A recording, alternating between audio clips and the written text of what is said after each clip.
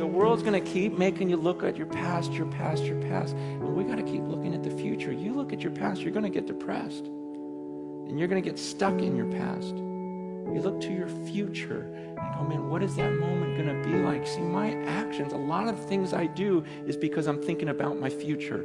And I'm thinking about that moment when I see Jesus, because I realize that everything I do is going to bring either reward or regret. It really is.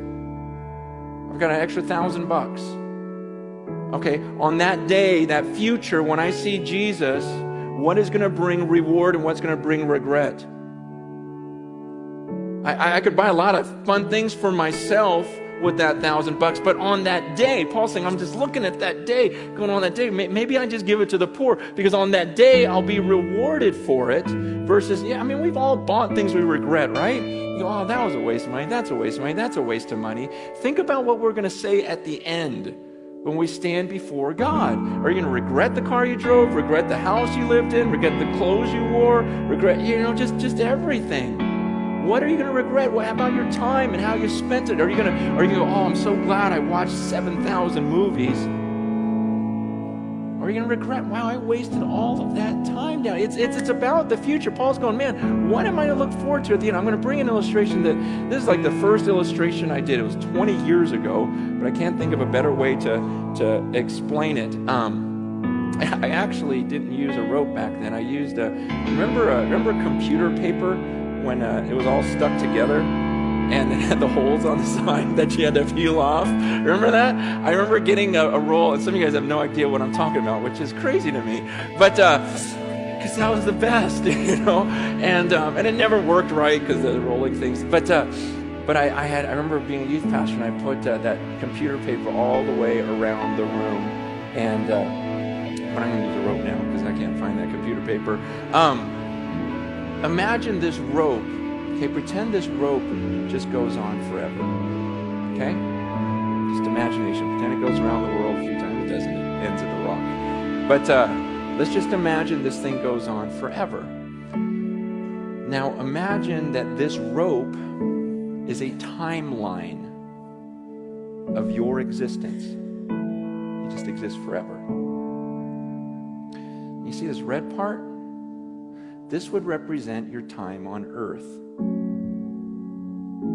You've got a few short years here on earth, and then you've got all of eternity somewhere else. This is your existence. And what blows me away is some of you, all you think about is this red part.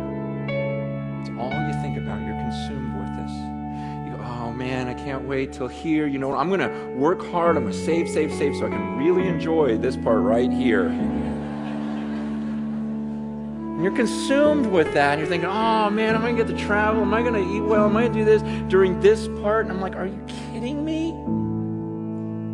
What about this? What about this? What about all this stuff? It's crazy to me because the Bible teaches that what I do during this little red part determines how I'm going to exist for millions and millions and millions of years forever.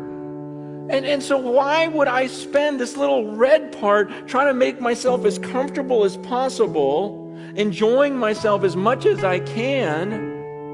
Paul says, look, I'm going to live my life for this mission. I'm going to spend my life, invest my life for this moment when I cross that finish line.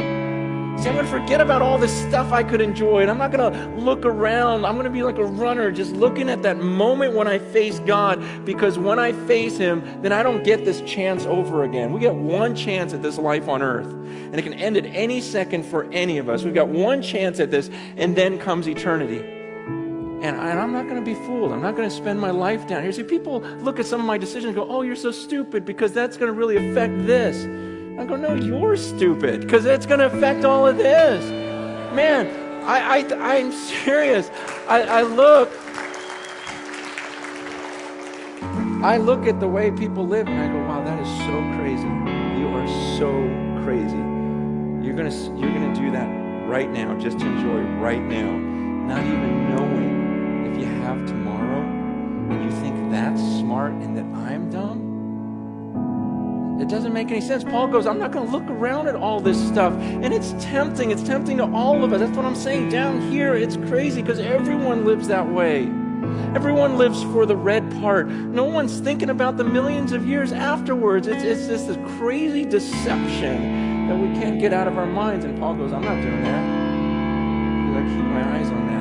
I keep my eyes on that finish line, and I'm going to forget what's behind me. I'm not looking around. I'm straining, because I'm straining forward. I'm like stretching forward for that mark. I'm going to pass this thing. I'm going to live this out, and I'm going to face him. I'm going to come before the judges, and he's going to hand me that trophy. He goes, I'm going to get it. And I haven't gotten there yet. He goes, but you better believe I'm using every muscle, exerting every bit about me, because I'm going to pass that line well.